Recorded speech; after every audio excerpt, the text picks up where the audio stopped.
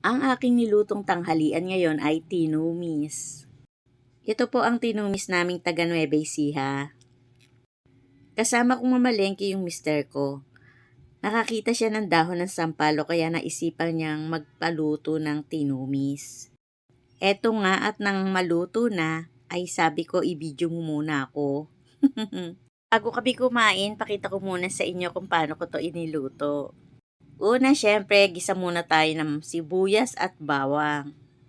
Pagkatapos po, sunod na natin yung binili nating 1 kilong baboy. Ito po'y pinahiwa ko na sa palengke. Ito po'y patuyuin lang natin sa kawali. Medyo tustahin ba natin ng kaunti. Yung bang lumalabas na yung mantika niya.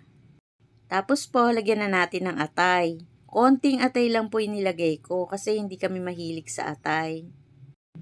Ngayon, pag okay na yung atay, lagyan na natin ng patis. Tapos, halu-haluin natin. Pag ganito na po ang itsura niya, lagyan po natin ng 2 basong tubig. Tsaka po natin takpan hanggang sa lumambot yung baboy.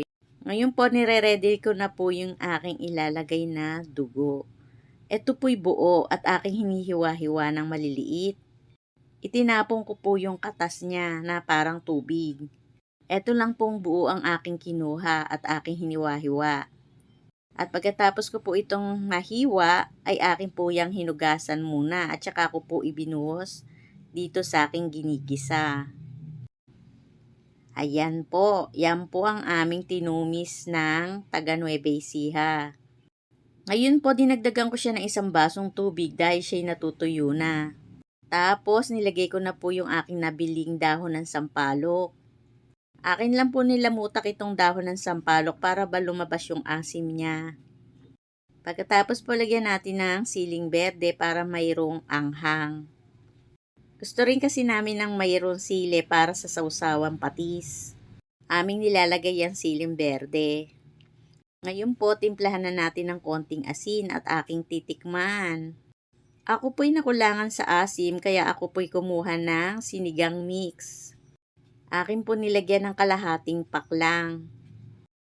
Ayan, ready na ang aking tinumis. Luto na po ang aming tanghalian.